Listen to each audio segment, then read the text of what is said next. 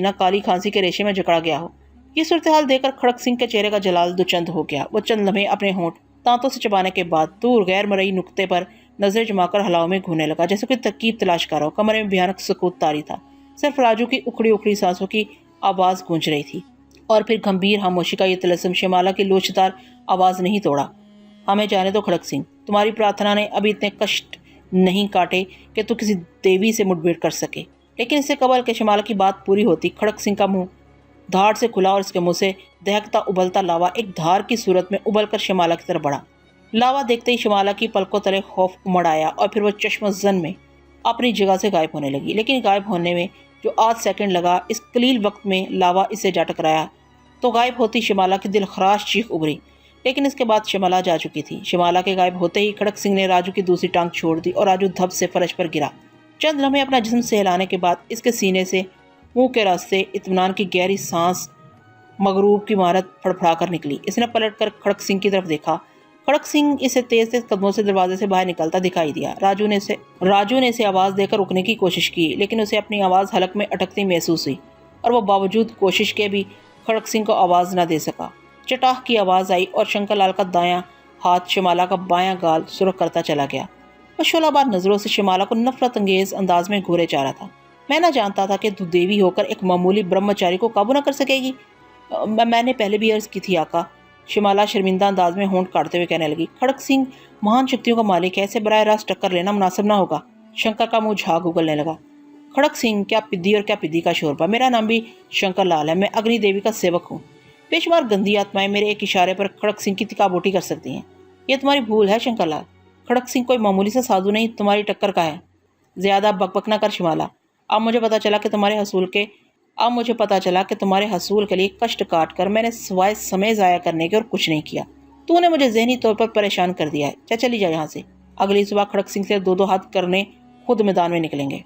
आज हफ्ता का रोज था और शब के 12 बजे थे। जमीला और समीना बैठी बातें कर रही थी। शकुंतला भी इनके करीब ही दूसरे बिस्तर पर दोनों हाथ सर के नीचे रखे टांगे पसारे लेटी थी। समीना गालबन जमीला को वो बात बता रही थी जो इमरान सामने से की थी। बात सुनकर जमीला चंद लम्हे खामोश रही और फिर अपनी बड़ी बड़ी आंखों को मजीद फैलाते हुए कहने लगी, आप ही खुशहाली की देवी हमारे दरवाजे पर होले होले दस्तक दे रही है, लेकिन जरा सी गलत मनसूबाबंदी सारा खेल बिगाड़ कर रख सकती है। क्या मतलब? समीना उलझ गई। मतलब ये कि अगर तुम्हारी शादी इमरान साहब से हो जाए तो हमारे घर की काया पलट सकती है, लेकिन अगर इमरान साहब सिर्फ तुम्हें फंसाना चाहते हैं तो हम बदनामी की ऐसी दलदल में जा धंसेंगे जिससे निकलना नामुमकिन होगा। तो फिर इस बात से पर्दा कैसे हटे कि इमरान साहब सच कह रहे थे या झूठ? इस बात की तहकीक मैं करूंगी। बस मेरे 2 पेपर हो जाएं तो फिर मैं तुम्हारे साथ तुम्हारे ऑफिस कंप्यूटर सीखने के बहाने जाया करूंगी। लेकिन इसकी इजाज़त और फिर इजाज़त वाली बात, इमरान साहब की दूसरी बात पर भी तवज्जो देना ज़रूरी है आपी। लेकिन ये काम कोई आसान नहीं। कोई काम आसान या मुश्किल नहीं होता, बस काम होता है। करने की नीयत और कामयाबी का मुसम्मम इरादा होना शर्त अवलीन है। जमीला ने नपे तुले अल्फाज से कहा। जमीला की बात सुनकर समीना सर हिलाकर आ गई। इसके बाद दोनों बहनें एक ही बिस्तर पर लेट गईं। हालांकि कमरे में 2 बिस्तर होते थे, लेकिन हमेशा दोनों बहनें एक ही बिस्तर पर सोती थीं। इसी वजह से शकुंतला को आसानी थी और दूसरे बिस्तर पर आराम से सोती रहती थी। दोनों लेटकर टीवी देखने लगी। शकुंतला को भी टीवी अच्छा लगता था। वो भी समीना और जमीला के साथ ड्रामा देख रही थी। शकुंतला चूंकि हर जुबान बआसानी लिख पढ़ और समझ सकती थी, इसलिए इसके लिए कोई मुश्किल पेश न आती थी। ड्रामा शकुंतला के लिए भी दिलचस्पी का हमल था। पुराने ज़माने का बादशाही दौर, इश्क भरी दास्तान थी। अनारकली, मुगल आजम, बादशाह अकबर का बेटा शहजादा सलीम और कनीज़ नादरा की रूमानी दास्तान। नादरा, जिसे अकबर आजम ने अनारकली का खिताब दिया था। अनारकली और वलीअहद शहजादा सलीम एक दूसरे के इश्क में मुब्तला थे, लेकिन इनका मिलाप नामुमकिन था। ड्रामा बेहद दिलचस्प था, जिसमें शाही जलाल भी था और शाहना बकार भी, कनीज़ें भी थीं और ख्वाजा सरा भी। ड्रामा देखते देखते शकुंतला को शाही महलों का दौर याद आ गया जब वो मलका होती थी। तबाना का दरबार लगा होता। दरबार में हाजिर हर जीरू की नज़रें और सर शकुंतला के एहतराम में झुके होते। शकुंतला कुछ कसक सी महसूस करने लगी। आज इस दौर में से घुटन सी महसूस हो रही थी, क्योंकि फितरी तौर पर वो पुराने दौर से ताल्लुक़ रखती थी। लिहाजा इस दौर का ड्रामा देखकर इसका दिल भी जैसे बादशाहों के दौर में अटक कर आ गया। जमीला और समीना ड्रामा देखने के साथ साथ इस पर भी तबसरा कर रही थी, जिससे शकुंतला को अंदाज़ा हुआ कि दोनों इस ड्रामे के तारीख के बारे में भी जानती हैं। बातें करते करते जमीला उठी और अलमारी में रखी किताबों में तलाश करके एक छोटी सी किताब निकाल लाई और फिर दोनों किताब की वर्ग गिरदानी करते हुए अनारकली ड्रामे के बारे में बातें करने लगी। शकुंतला भांप गई कि यह किताब भी इसी ड्रामे के मुतल्लिक। लिहाजा जब दोनों बहनें बातें करते करते सो गईं तो शकुंतला होले से अपनी जगह से उठकर इनके करीब आ गई और जमीला के सीने पर पड़ी अध खुली किताब आहिस्तगी से हाथ बढ़ाकर उठा ली और वापस अपनी जगह जाकर लेट गई और किताब का मुताला करने लगी। शकुंतला, जिसके लिए किसी भी जुबान में बात करना या उसे समझना या लिखना पढ़ना चंदा मुश्किल ना था, वो बासानी किताब पढ़ने लगी। किताब का नाम भी अनारकली ही था। शकुंतला जूझू किताब पढ़ती गई, इसके मन में पुराने दौर की सैर करने की ख्वाहिश जोर पकड़ती गई। फिर उसे ये भी पता चल गया कि ये दौर ज़्यादा पुराना नहीं, महज चंद 100 साल ही पुराना है। कहानी से पता चल रहा था कि इस ज़माने में जादूगरी वगैरह की कोई बात नहीं थी, आम से इंसान थे। इनसे भला शकुंतला को क्या खौफ हो सकता था? लिहाजा शकुंतला ने मुगलिया दौर की सैर करने का पक्का इरादा बांध लिया। एक दफ़ा तो इसके दिल में समाई कि राजू और शमाला की हैरियत दरियाफ्त करे, मगर फिर ये सोचकर रुक गई कि ऐसा ना हो कि किसी और बखेड़े में पड़ जाए और मुझे मुगलिया दौर में जाने का मौका ही ना मिले। वैसे भी चंद ही दिनों की बात तो है, बस मुगलिया दौर में थोड़ा सा घूम फिर कर सैर सपाटा करके वापस आ जाऊंगी। नतीजे पर पहुंचते ही शकुंतला ने जाने का इरादा कर लिया, लेकिन फिर कुछ सोचकर इसने फैसला कि कल रात यहाँ से कूच करूंगी। आज की रात भरपूर नींद लेती हूँ, कल दिन भर भी आराम करूंगी और फिर कल रात को रखते सफ़र बांधूंगी। ये सोचते ही शकुंतला पूरी तरह अनारकली में खो गई। मेरे लिए क्या हुक्म है खड़कची? राजू ने डरते डरते सवाल किया, जो खड़क सिंह के सामने गुज़िश्ता 2 घंटों से मुअद्दब बैठा हुआ था और खड़क सिंह 2 जानू बैठा आंखें बंद किए मुसलसल बड़बड़ाने में मसरूफ था। राजू की बात सुनकर भी खड़क सिंह टस से मस ना हुआ और इसके होंठों की गर्दिश ना रुकी। कुछ इंतजार करने के बाद राजू ने फिर अपना सवाल दोहराया तो खड़क सिंह की आंखें पटाख से खुल गई। तो राजू के रगो रुपये में खौफ की एक लहर सरायत करती चली गई। खड़क सिंह की आंखें खून की तरह सुर्ख हो रही थीं। चंद लम्हे नजरें राजू पर मरकूज रखने के बाद खड़क सिंह के होंठ हिले। बालक, तैयार हो जा। किस बात के लिए? राजू ना समझने के अंदाज में उलझा उलझा बोला। शंकर लाल अंगारों से खेलने आ रहा है। यहाँ? राजू ने मुहम्मल सवाल किया। हाँ, और कहाँ? बेहतर यही है कि तू चंपत हो जाओ।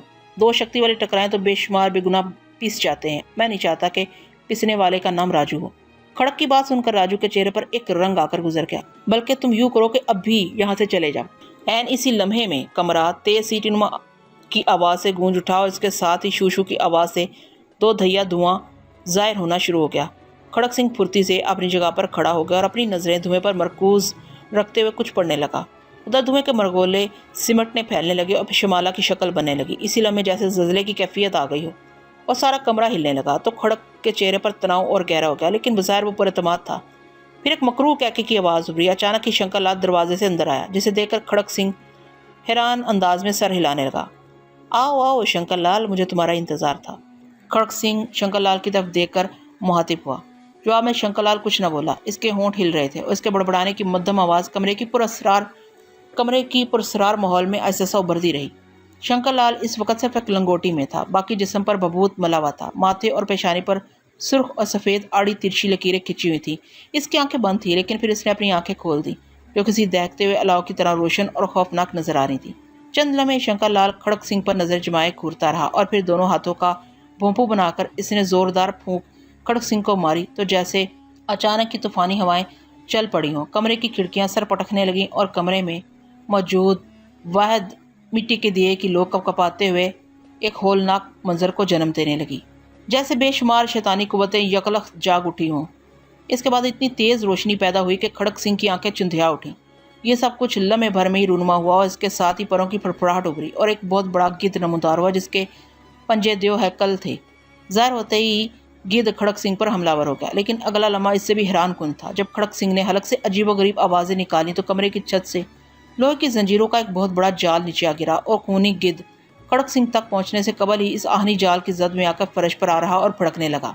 अपना पहला वार हाली जाते देखकर शंकर लाल के मुंह से झाग निकलने लगी और उसने जल्दी जल्दी डंडोत करते हुए जय अग्नि देवी का नारा बुलंद करके अपनी छिंगलियाँ खड़क सिंह की तरफ कर दी, तो जनाटेदार आवाज़ से इसकी छोटी उंगली से आग के शोले निकले और देखते ही देखते शोले अजदों की शक्ल इख्तियार करके, जो खतरनाक अंदाज में लंबी जुबानें लपलपाते हुए खड़क सिंह की तरफ खतरनाक इरादे से हमलावर हुए। तो खड़क सिंह ने भी अपना एक हाथ अजदों की तरफ करके झटका, तो पलक झपकते में गहरा बादल का टुकड़ा सामने आ गया, जिसने न सिर्फ अजदे का रास्ता रोक लिया बल्कि आग के शोलों को भी पल भर में सर्द कर दिया। अपने दोनों वार हारी जाते देखकर शंकर लाल पागल हो गया, लेकिन उधर शमाला इतनी देर में खड़क सिंह के अकब में पहुंच चुकी थी, जिसे खड़क सिंह लम्हे भर को भूल गया था। शमाला ने जाने क्या किया कि खड़क सिंह यूं मुंह के बल फर्श पर आ गिरा, जैसे नीचे से किसी ने इसकी टांगें खींच ली हों। फर्श से खड़क सिंह का मुंह और नाक टकराने से खून जारी हो गया। खड़क सिंह को जमीन बोस होता देखकर शंकर लाल ने तीसरे हमले की इब्तिदा कर दी। जिससे कमरे की छत पर ऐन खड़क सिंह के ऊपर बेशुमार मसामनुमा सुराख पैदा होने लगे, जिससे खोलता पानी टपकने लगा। पानी के ये उबलते कतरे तूफानी फवारे किसी तेजी से छत से निकल कर खड़क सिंह के जिस्म पर पड़ने शुरू हो चुके थे, जिससे खड़क सिंह बदहवास होने लगा। खोलता पानी खड़क सिंह के जिस्म के जिस हिस्से से टकराता वहां खड़क सिंह को शदीद जलन महसूस होने लगती। खड़क की बेबस हालत देखकर शंकर लाल के हलक से एक मकरूह कहका बरामद हुआ और वो खुशी से नाचने लगा। लेकिन खुशी से नाचने का लम्हा उसे उस वक्त बहुत महंगा महसूस हुआ जब खड़क सिंह ने तड़पते तड़पते अचानक ही शंकर लाल की तरफ मुंह करके पूरी ताकत से थूक दिया। थूक जैसे ही शंकर लाल के जिस्म पर पड़ा हशरातुल अर्ज में तब्दील हो गया। हजारों की तादाद में थूक से कीड़े मकोड़े निकल कर शंकर लाल के चेहरे और जिस्म पर चलने और बेबस होने लगे। शमाला भी एकदम अपने आका शंकर लाल की तरफ मुतवज्जा होगी, जिसे फ़ायदा उठाते हुए खड़क सिंह संभल गया और फिर कीनातूज नज़रों से शंकर लाल की तरफ देखने लगा, जो बुरी तरह तड़प रहा था। शमाला ने अपने आका को इस तरह तड़पते देखा तो कहर आलूद अंदाज से खड़क सिंह की तरफ मुड़ी और लोमड़ी किसी तेज़ी से खड़क सिंह पर झपटी। लेकिन खड़क सिंह ने फुर्ती से इसके दोनों हाथ पकड़ लिए, उसके मुंह पर एक फूंक मारी तो शमाला के दोनों होंठ सख्ती से साकित हो गए। तुम्हारा कोई दोष नहीं देवी, खड़क सिंह मुलायमत से बोला, परंतु शंकर लाल के साथ होने से कुछ कठिनाइयां तो तुम्हें भी भोगनी पड़ेंगी। और फिर शंकर लाल की तरफ बढ़ा, जो अभी तक तड़प रहा था। आज तो छोड़े दे रहा हूँ शंकर लाल, लेकिन आइंदा नहीं बख्शूंगा। ये कहकर खड़क सिंह लंबे लंबे डग भरता हुआ बाहर चला गया। उसके बाहर जाते ही शंकर लाल के जिस्म से चिमटे कीड़े मकोड़े गायब हो गए और शमाला भी अपनी हालत में वापस आ गई। दोनों की नज़रें मिली, दोनों ही अपनी शिकस्त पर नादम और एक दूसरे से नज़रें चुराने लगे। खड़क सिंह ने इन्हें वाज़ेह शिकस्त दी थी। ये दिया न था बल्कि इंसानी उंगली नुमा मोमबत्ती थी, जो जैसे जैसे जलती मोम की बजाय खून के कतरे टपकते। खड़क सिंह इससे कुछ ही फासले पर किसी जानवर की खाल बिछाए आलती पालती मारे ज्ञान ध्यान में गर्क था। पास ही पत्थरों का एक ढेर था जिस पर आग का अलाव रोशन था। अलाव पर एक बड़ा कड़ाव रखा था जिसके अंदर तेल खोल रहा था। आग के शोले तीरा शब में लपलपाते और कपकपाते हुए माहौल को मज़ीद गंभीर और पुरस्कार बनाने पर तुले हुए थे। खड़क सिंह के उल्टे हाथ में माला थी, जिसके दाने वो कुछ पड़ते हुए मुसलसल गिरा रहा था। करीब ही राजू एक बोरी बिछाए बैठा खड़क सिंह को बगौर देख रहा था, लेकिन राजू की आंखों में बेतरपे दिल दहला देने वाले वाक़यात मुश्किलात के सबब खौफ की परछाइयाँ रक्स कर रही थीं। वो पलके छिपकाए बगैर खड़क सिंह को तके जा रहा था, जो वक्फे वक्फे से चुटकी भरकर करीब पड़ी राख कड़ाव के उबलते तेल में डाल देता, जिससे एकदम चिंगारियां दुचंद हो जाती। वक़्त गुजरने के साथ साथ खड़क सिंह के अमल में तेज़ी आ रही थी, लेकिन राजू के लिए ये एक इंतहाई बोरियत वाला काम था। वो काफ़ी देर से खड़क सिंह का ये तमाशा देख रहा था, जो ख़त्म होने का नाम ही न लेता था। और फिर ना जाने क्या हुआ कि अचानक राजू अपने गले पर दोनों हाथ रखकर चीखने चिल्लाने लगा। खड़क सिंह का ध्यान भ्रष्ट हो गया। इसके होंठों और हाथों की हरकत थम गई और आंखें इसने राजू पर गाड़ दी, जो यूं तड़प रहा था जैसे इसका गला घूंटा जा रहा हो। खड़क सिंह की आंखों में तजबज़ब पैदा हो गया। वो इस वक्त दायरा खींचकर बैठा था। अमल अधूरा छोड़कर दायरे से बाहर आना ख़तरनाक हो सकता था, लेकिन उधर राजू की ज़िंदगी ख़तरे में थी, जो उसके पास पुनःगुज़ीन था। आखिरकार खड़क सिंह उठ खड़ा हुआ और इसने कदम नदीदा दायरे से बाहर रख दिया। राजू की चीखों का सिलसिला जारी बल्कि तवील हो रहा था। खड़क सिंह राजू की तरफ बढ़ा और गहरी संजीदगी से एक आंख बंद करके कुछ पढ़ना शुरू किया और फिर ज़ोर से राजू पर फूंक मारी तो यकलख्ती नस्वानी चीख उभरी और शमाला जाहिर हो गई। राजू भी शमाला को देखकर हैरान हुआ, लेकिन फिर उसे याद आ गया कि ये चूँकि शंकर लाल की ग़ुलाम है, लिहाजा इसके हुक्म की पाबंद है। लेकिन खड़क सिंह से मुकाबल की ताब शायद इसमें न थी, इसलिए चीख मारकर जाहिर हो गई और फिर अचानक गायब हो गई। ऐन इसी लम्हे खड़क सिंह के अकब में शंकर लाल का कहका उभरा। खड़क सिंह फुर्ती से पलटा। तुम शक्तियों में मुझसे ज़्यादा हो सकते हो खड़क सिंह, परंतु चलतर मैं तुमसे ज़्यादा जानता हूँ। शंकर लाल मकरूह हंसी में वक्फा डालकर बोला। शंकर लाल का मानीखेज जुमला खड़क सिंह को चौंकाने के लिए काफ़ी था। वो मछली किसी तेज़ी से पलटा। मौत का देवता तुम्हें यहाँ खींच लाया है शंकर लाल। शायद पहली बार तुम्हें छोड़ देना मेरी गलती थी, मगर मत भूलो कि मैं अब भी इतना ही ताकतवर हूँ। लेकिन मैं अब इतना कमज़ोर नहीं हूँ खड़क सिंह। आज शंकर लाल पूरी तैयारी के साथ आया है और मेरी खुशकिस्मती और तुम्हारी बदकिस्मती ये है कि अग्नि देवी भी करीब मौजूद है। शंकर लाल ने आग के अलाव की तरफ इशारा किया तो खड़क सिंह इसका मतलब फ़ौरन समझ गया और सूरत से पाँव की ठोकर मारकर आग पर पड़ा कड़ाव उलट दिया। लेकिन इस वक्त वो ये भूल गया कि कड़ाव में पानी नहीं बल्कि तेल था। कड़ाव उलटते ही तेल आग में जा गिरा, जिससे शोले यकदम भड़क उठे और एक चिंगार सी गूंजने लगी और अग्नि देवी की शक्ल आग के शोलों में जाहिर होने लगी। गैर गज़ब की देवी, जिसकी ज़ुबान सुर्ख शोले की तरह थी, जिसके बेशुमार हाथ भी आग के शोले ही थे, जिसकी आंखें जैसे दहकते अंगारे हों, वो अपनी भयानक शक्ल से खड़क सिंह को घूरे जा रही थी और फिर समाखराश खुरदरी आवाज़ से माहौल मगदर होने लगा।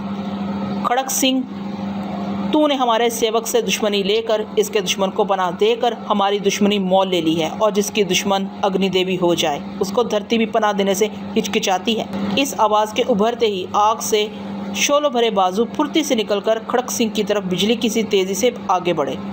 खड़क सिंह बिदक कर पीछे हुआ, लेकिन इसी दम आग के शोलों में एक लपक पैदा हुई। वो लपलपाते हुए खड़क सिंह तक आ पहुँचे। खड़क सिंह आग की लपेट में आ गया। अग्नि देवी खड़क सिंह को निगलने लगी। ऐन इसी लम्हे खड़क सिंह ने हाथ बढ़ाकर शंकर लाल को पकड़ लिया और उसे भी अपने साथ आग में खींचा, लेकिन शिमाला ने फुर्ती से शंकर लाल को पीछे से पकड़ा और वापस खींच लिया, जिससे शंकर लाल बाल बाल बच गया और वापस मुड़कर तहसीन की नज़रों से शिमाला की तरफ देखने लगा, जिसने गुलाम होने का हक अदा कर दिया था। दूसरी तरफ खड़क सिंह आग के शोलों की लपेट में आ चुका था। इसकी दिलदोज चीखें चहार सू फैल रही थी और फिर थोड़ी ही देर और खड़क सिंह की जली हुई लाश पड़ी थी। शंकर लाल कह के लगाने लगा, शिमाला, तुम जाकर राजू को तलाश करके पृथ्वी के डेरे पर पहुंचाओ। शंकर लाल की बात सुनकर शिमाला के चेहरे पर एक रंग सा आकर गुजर गया और वो कुछ बेदिली से चल दी। शिमाला के जाने के बाद शंकर लाल ने फिर कहका लगाया, लेकिन फिर अचानक रुक गया और खौफ इसकी आंखों में जागजी होने लगा। उधर राजू बकटुट भागा चला जा रहा था। वो तो इसी वक्त भाग निकला था जब शिमाला ने उसे झिझोड़ा था और शंकर लाल और खड़क सिंह की झड़प शुरू हुई थी। हर तरफ गहरा अंधेरा छाया हुआ था। राजू को कुछ पता न था कि वो कहाँ जा रहा है। इस पर तो एक ही धुन सवार थी कि किसी तरह शंकर लाल और शिमाला से दूर निकल जाए। भागते भागते वो खेतों में निकल आया। खेतों के अंदर ही अंदर काफ़ी देर दौड़ने के बाद इसके सामने एक लंबी शाहरा आ गई और वह सड़क के साथ साथ भागने लगा। अचानक पीछे से इसे किसी गाड़ी की आवाज़ सुनाई दी जो तेज़ी से करीब आ गई। इससे कबल के राजू पलट कर देखता, गाड़ी सर पर पहुंच गई और तेज़ ब्रेकों की आवाज़ सुनाई दी। उसके बाद एक आशनासी नस्वानी आवाज़ राजू ने सुनी, राजू जल्दी से आ जाओ। दरवाज़ा खुल चुका था। आवाज़ राधा की थी, जिसने इस इलाके में उसे पनाह दी थी। राजू लपक कर पिछली नशिस्त पर बैठ गया। धड़ाम से दरवाज़ा बंद हुआ और गाड़ी के टायर चरचराए और गाड़ी ये जा वो जा। राजू बेहद बदहवास हो रहा था। इसी बदहवासी में इसने गाड़ी में बैठते वक्त ये भी ना देखा कि गाड़ी में तो ड्राइवर समेत 3 आदमी बैठे थे। वो तो इस वक्त चौंका जब एक नाल इसकी कमर से आ लगी और एक गुर्राहट इसके कानों से टकराई। चुपचाप अपनी जगह शराफत से बैठे रहो। हरकत करने या चालाकी दिखाने की कोशिश की तो अपनी मौत के खुद जिम्मेदार हो गए। गुर्राहट सुनते ही राजू बुरी तरह चौंका और फिर असला बरदार की शक्ल देखने लगा। फिर देखते ही देखते राजू के चेहरे पर खौफ हेमज़न हो गया। मारे खौफ के इसके चेहरे के नकूश बिगड़ने लगे।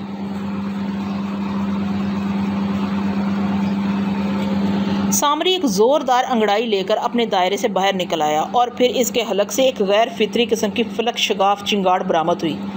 चिंगाड़ इतनी ज़ोरदार थी कि दरख्तों से परिंदे भी अपने अपने घोंसले छोड़कर फ़िज़ा में दायरे के अंदर शोर मचाते हुए चकराने लगे। सामरी आज एक अरसे बाद अपने मंडल से बाहर आया था। आज वो बेहद खुश था। सदियों से बेतरबे नाकामियों के बाद वो गुज़िश्ता कुछ अरसे से अपनी तवानाइयों और शक्तियों की तमीर नौ के लिए एक सख्त किस्म के जाप के लिए दायरा खींचकर बैठ गया था, जिसमें आज वो सुरखरू हो चुका था। बेतरबे नाकामियों ने सामरी को बुखला कर रख दिया था, लेकिन अब वो एक बलबले और नए जोशो खरोश से एक तवील कष्ट काट कर एक मजबूत जादूगर बनकर लंबे अरसे के बाद निकला था। उसने अंगड़ाई एक बार फिर ली और चारों तरफ बगौर देखने लगा। उसे सख्त भूख महसूस हो रही थी, लेकिन बाकायदा खाने से पहले उसे किसी चीज़ की तलाश थी। वो एक आंख नीचे जैसे एक एक दरख्त को गौर से देख रहा था और साथ ही साथ अपना बायां हाथ अपने गंजे सर पर फेरने में मसरूफ़ था, जहाँ धूल जमी हुई थी। सामरी का मैला कुचैला लिबास चीथड़ों में तब्दील हो रहा था। इसके नाखून और बाल बुरी तरह बढ़ चुके थे, दांत पीले हो रहे थे। लेकिन इन सब बातों से कतई नज़र सामरी को हादशा की तलाश थी, लेकिन सामरी को शायद गोहरे मकसूद नज़र न आ रहा था।